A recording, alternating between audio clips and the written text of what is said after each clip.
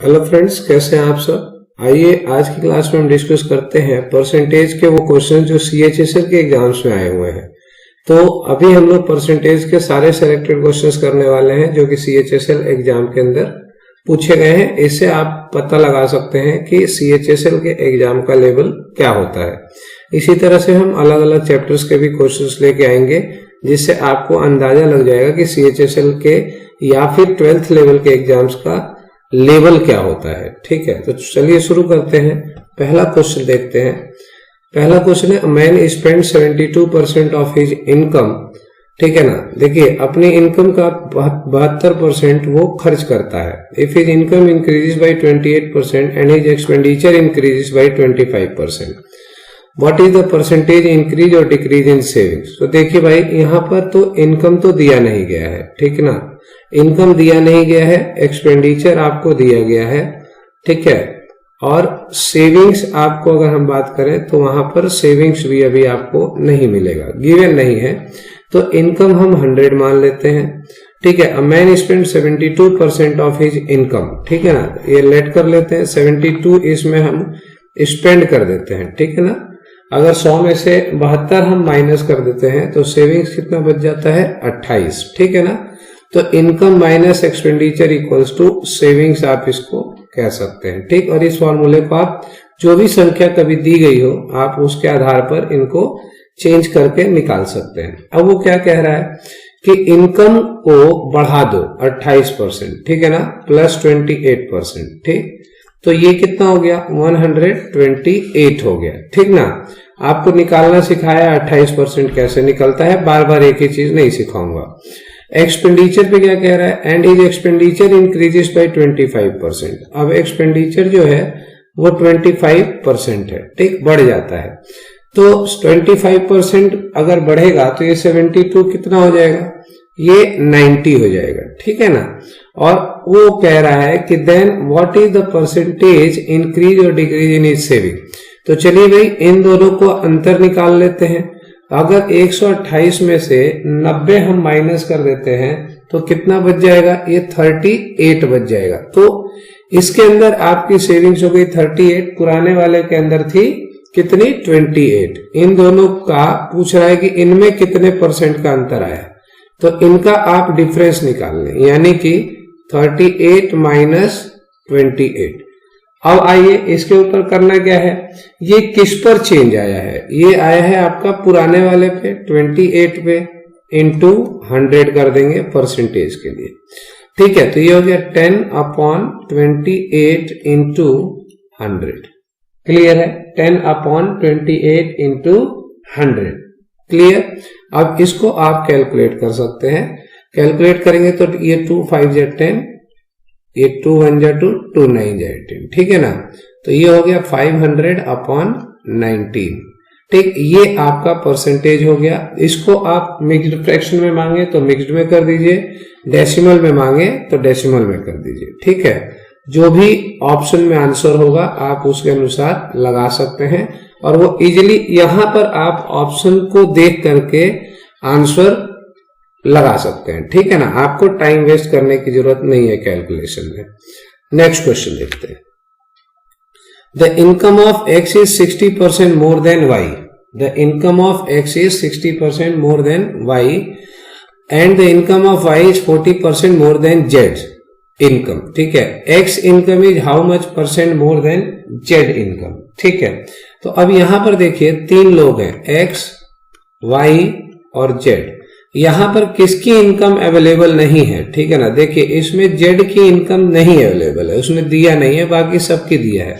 तो जेड की इनकम को हम 100 मान लेते हैं। ठीक है ना, 100 मान लेते हैं, और वाई की कितनी कर देंगे हम, यहां पर 40% ज्यादा है तो 140 कर देंगे। ठीक, और एक्स की कितनी ज्यादा है वाई से, तो एक्स की 60% ज्यादा है ना। अब यहां पर देखिए कि वाई इज 40% मोर देन, तो यहाँ पे प्लस 40 कर दीजिए, प्लस 40%। अब यहां से अगर इसकी तरफ जाना है तो ये कितना ज्यादा है, ये प्लस 60% ज्यादा है। ठीक, तो ये कितनी हो गई, 140 का 60% अगर ऐड करेंगे तो ये बन जाएगा 224। ठीक है, 224। अब क्वेश्चन कह रहा है कि x income is how much percent more than Z, तो एक्स और जेड का अंतर निकाल लीजिए, ठीक है। अब यहां पर आपको दिख रहा है कि ये 100 है, ये 124 ज्यादा है, ठीक है ना, तो ये 124, तो ये सीधा सीधा हो गया 124% ज्यादा है, ठीक है ना, तो ये आपका आंसर हो जाएगा। और दूसरा भी बहुत सारे बच्चे ऐसे भी करते हैं, तो कि 124/100 इंटू 100, तो ये 100 से 100 कट गया, 124% आ गया। तो भाई जब 100 के ऊपर आ रहा है तो वो उतना परसेंट ज्यादा है, उसको कैलकुलेट करने की जरूरत नहीं है। अच्छा ये बता दीजिए, ये अगर किसी को नहीं समझ में आता है कि 100 का 140 कैसे हो गया, तो आप मेरे ना पीछे की वीडियोज में जाइए, वहां पर मैंने बिल्कुल 2-3 मेथड बता रखे हैं, आप वहां से सीख सकते हैं, ताकि जैसे हम करते हैं ऑरल, उसी तरह से आप ऑरल इस क्वेश्चन को कर सकते हैं। नेक्स्ट क्वेश्चन देखते हैं। 855 candidates has given an application, ठीक है, 855 candidates has given an application for a job, but 80% of the candidates in these are not selected, 80% select नहीं हुए। How many candidates were selected for the job? देखिए भाई 855 candidates हैं आपके पास, ठीक है, 855 candidates हैं। मान लीजिए ये तो संख्या में है, यहाँ 100% है। अब उसने क्या कहा है कि इसमें से 80% क्या हुए हैं एप्लीकेशन पर, 80% of the candidate these are not selected, not selected है, नॉट सेलेक्टेड, तो 20% आपके क्या हो गए, सेलेक्टेड हो गए, ठीक ना भाई। 80 नॉट सेलेक्टेड है तो 20 आपके सेलेक्टेड हो गए। तो वो कह रहा है how many candidates were selected for the exam, यानी कि 20% ऑफ 855, आपको ये निकालना है, ठीक है। तो 855 का 20%। अब इसको सॉल्यूशन 1 सॉल्यूशन 2 आप कैसे भी कर सकते हैं। तो सॉल्यूशन 1 हमेशा क्या होता है, हमारा बड़ा वाला होता है 20/100 इंटू 855, और सॉल्यूशन 2 क्या होता है 855 का ये हो गया जी 10%, ठीक है, और 10 का गुणा 2 कर दो तो ये हो गया 20%, ठीक है ना। तो यहां पर अगर 85 का हम कर दें डबल 85.5 का, तो ये बन जाएगा 171, ठीक है ना, 171, और यहां पर भी आपका वही बनेगा, ठीक है। ये कितनी बार गया 0, 2 5 या 10, और इसको आप काटेंगे तो 171, ठीक है। तो ये केस 1 केस 2 आप इस तरीके से आप कर सकते हैं, मतलब सॉल्यूशन 1 सॉल्यूशन 2 या केस 1 केस 2 हम इसको कहते हैं। तो ये तरीका होता है जी। नेक्स्ट क्वेश्चन देखते हैं। Successive discounts of 30% and 20% is equivalent to a single discount of, ठीक है ना। मान लीजिए कोई चीज है 100 रुपए की, लेट 100% का कोई सामान है, उस पे आपको 30% का डिस्काउंट यानी 30% की छूट मिली, तो ये बन गई आपके कितने की 70 की। 70 के बाद फिर इस पे आपको 20% का छूट मिला, तो यानी 14 इसमें और कम हो गए, ठीक है ना। 20% का 14 और कम हो गए, तो कितना बच गया 66, ठीक है। तो अब ये 30% बराबर 30 हो गया, और इसका 70 का 20% बराबर 7 दूनी 14 हो गया, तो ये माइनस करना है हमें। अब आपको देखना है कि ओवरऑल उसको कितनी छूट मिली, तो ओवरऑल का यहां से आप डिफरेंस निकाल लीजिए, 100 माइनस 66, यानी कि कितने की छूट मिली उसको 44%, वो नीचे आ गया, तो माइनस 44%, यानी कि 44% ओवरऑल उसको छूट मिली। Next question, the length and breadth of a rectangle are doubled, percentage increase in area is. पहले भी करा चुका हूं इस क्वेश्चन को, ठीक है, लेकिन वहां पर लेंथ और ब्रेड्थ अलग अलग बढ़ती है, यहां पर लेंथ ब्रेड्थ डबल हो गई है। तो मान लीजिए लेट कर लेते हैं, लेट में लेंथ कितनी हो गई 100, ठीक है, और ब्रेड्थ कितनी हो गई वो भी हम 100 रख लेंगे, ठीक है ना, 100 और 100 कर लेते हैं। अब यहां पर बढ़ा देते हैं भाई, अब क्या होता है डबल कर देते हैं, तो डबल करेंगे तो लेंथ कितनी हो जाएगी L इज इक्वल्स टू 200 और B इज इक्वल्स टू 200। आपको पता है रेशो नियम 100 इंटू 100 अपॉन यहां पर क्या हो गया 200 इंटू 200, तो ये गया जी, ये गया जी, ये कितना हो गया 1/4। आप देखो इसमें कितना अंतर आया है दोनों के बीच में, 3 का, ठीक है ना। तो 3 का अंतर आया है कितने पे भैया, कितने पे आया है, आप देखो 1 पे, ठीक है ना, 1 पे। तो पहले 1 था, बाद में 4 हो गया, तो डिफरेंस हो गया 3 इंटू 100 कर देंगे प्रतिशत के लिए, तो 300%, ठीक है ना। 300% इसका आंसर हो जाएगा। नेक्स्ट क्वेश्चन देखते हैं। In an annual examination Ramesh got 10% less marks than Suresh in mathematics. Ramesh got 81 marks, the marks of Suresh are, ठीक है ना। तो अब एक काम करिए, ये बिल्कुल आसान क्वेश्चन है। In an annual examination Ramesh got 10% less marks than Suresh. देखिए 2 लोग हैं, एक रमेश है और एक सुरेश है, ठीक है। मान लीजिए सुरेश 100% मार्क्स स्कोर करता है, अब ये क्या करता है 10% कम करता है, यानी कि 90% करता है। तो Ramesh got 81 marks, the marks of Suresh is, तो रमेश को 81 मिले हैं, तो 90% बराबर 81, तो 1% बराबर कितना हो गया 81/90, ठीक है। अब निकालना कितना है, द मार्क्स ऑफ सुरेश, तो 100% निकालना है, 100% निकालना है, तो 81/90 इंटू 100, तो ये गया जी यहाँ पे 9×9 = 81, यानी कि उसको कितने मार्क्स मिले हैं 90 मार्क्स मिले हैं। तो ये इसका आंसर हो गया 100%, यानी सुरेश के जो मार्क्स हैं वो 90 मार्क्स हैं।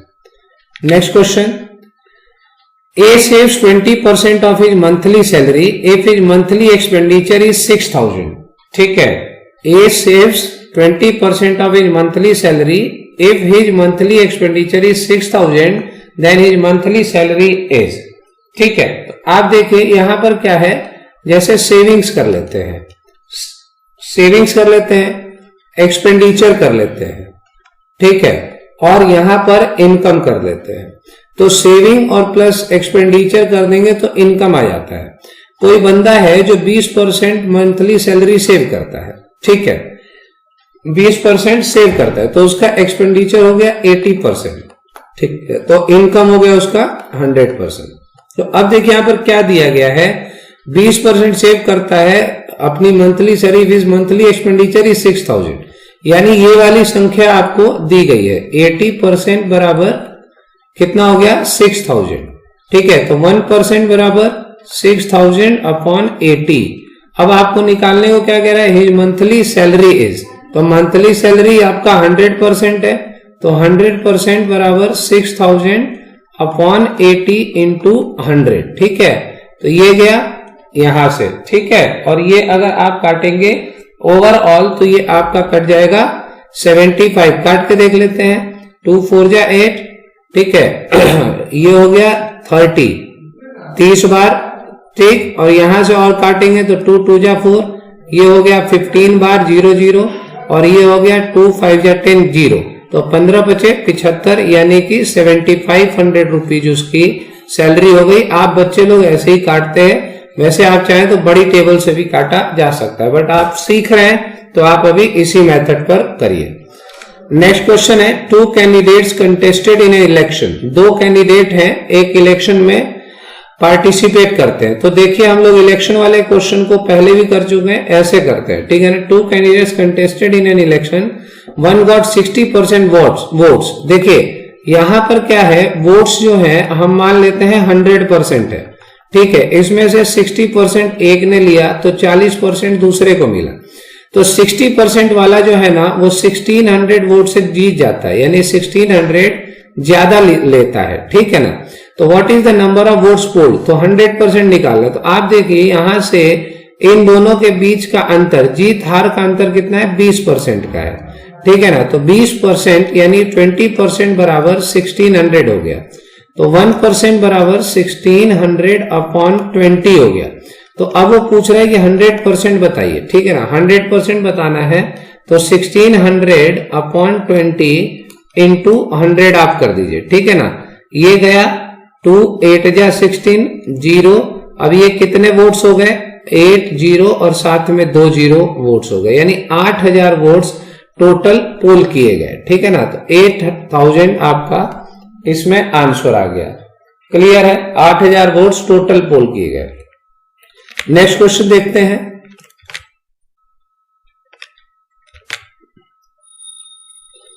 अगला क्वेश्चन है, if a population of a town is 64,000 and its annual growth increases by 10%, then its correct population at the end of 3 years। देखिए ये भी हमने किया हुआ है, पहले हमने सिखाया है आपको कि अगर यहां पर किसी जगह की वैल्यू 64,000 यानी पॉपुलेशन 64,000 है और आप यहाँ पे हर साल 10% की ग्रोथ होती है, ठीक है ना। यहाँ पर 10% की ग्रोथ होती है, पहले साल में हुई, फिर दूसरे साल में भी हुई 10% की ग्रोथ, फिर तीसरे साल में भी हुई। तो वो ये कहता है कि 3 साल के बाद वैल्यू क्या होगी। तो ये आपको पता है कि किस तरीके से करना है। मान लीजिए इस संख्या को हम 100% मान लेते हैं कोई दिक्कत तो नहीं है। आपको 2 मेथड सिखाए हुए हैं। पहला मेथड तो फॉर्मूले बेस पे है कि भाई कैलकुलेटिव हो जाता है, 64,000 हो गया इंटू 110 अपॉन 100 इंटू 110 अपॉन 100, क्योंकि 3 बार है तो 110 अपॉन 100। तो ग्रोथ 10% हो रहा है रेगुलर, तो आप इस तरीके से भी कर सकते हैं, ठीक है। और नहीं तो आप क्या करेंगे कि 64,000 में 10% आप बढ़ाते जाइए, ठीक। अब यहां पर देखिए 64,000 का 10,000 हो गया 6400, तो इसमें आप 6400 ऐड कर दीजिए, ठीक है। फिर जो संख्या है उसमें 10%, जो संख्या है उसमें 10%। इस क्वेश्चन को आप कर देंगे यू डू एंड आंसर। ये आपको सिखा चुका हूं पहले, अगर आप लोगों ने वीडियोस देखी है, और नहीं तो आप इस वैल्यू को कैलकुलेट करके हमें आंसर बता दीजिए। सामने सामने कट जाएंगे, 3 4 5 6 2 2 4 2 6, ये सारी संख्याएं कट जाएंगी। तो 3 मैं ही कर देता हूं, छोड़ो। तो ये गया 2 से 2, ये 2 2 4 2 6 गई, 3 4 5 6 सब चली गई। इनको आप मल्टीप्लाई करेंगे 64 इंटू 11 इंटू 11 इंटू 11, तो ये आपकी वैल्यू आ जाएगी 85,184। इसको आप कैलकुलेट करके देख लीजिएगा। इससे ज्यादा आसान मेथड ये वाला है, आप इसको कर सकते हैं, ठीक है। नेक्स्ट क्वेश्चन देखते हैं। 3/5 और 2/3 और 3/7 ऑफ अ नंबर, सिंप्लीफिकेशन का क्वेश्चन है, बहुत ही आसान। 3/5 इंटू 2/3 इंटू 3/7 इंटू नंबर है NUMBER इज इक्वल्स टू 150, ठीक है ना। तो आप यहां से नंबर निकाल सकते हैं, n is equals to 150 into 5 into 3 into 7 upon में 3 इंटू 2 इंटू 3, ठीक है। अब वो क्या कह रहा है, what is 60% of the number. तो बस ये नंबर आ ही गया हमारा, हम पूरी वैल्यू यहां रख देते हैं, काटम कुट्टी आप बाद में कर लीजिएगा, ठीक है। 3 इंटू 2 इंटू 3 इंटू 60% निकालना है, तो 60 अपॉन 100 कर देते हैं।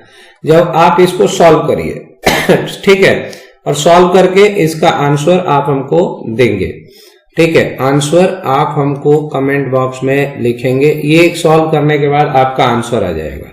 ये मैं आपको आंसर नहीं बताऊंगा, ये आपके लिए है कि आप भी तो कुछ कमेंट बॉक्स में लिखा करो, कुछ होना चाहिए, ठीक है। तो ये आपके क्वेश्चंस थे आज के लिए, अच्छे क्वेश्चंस हैं। यही लेवल है एग्जाम का, बहुत हार्ड नहीं आता है। आप लोग प्लीज मेहनत करते रहिए और रेगुलर प्रैक्टिस ही आपको सक्सेस देगा, ठीक है। तो ज्यादा कोई भौकाल बचाने की जरूरत नहीं है, आप प्रैक्टिस करते रहिए, पेशेंस रखिए, सिलेक्शन जरूर होगा, ठीक है। चलिए दोस्तों, अगर आप हमारी केयर करते हैं तो शेयर जरूर करो। ये आपको सामने दिख रहा है लिखा हुआ, जितना आप शेयर करोगे उतना पता चलेगा कि आप भी हमारी केयर करते हैं, ठीक है। मिलते हैं अगले वीडियो में, बहुत बहुत धन्यवाद।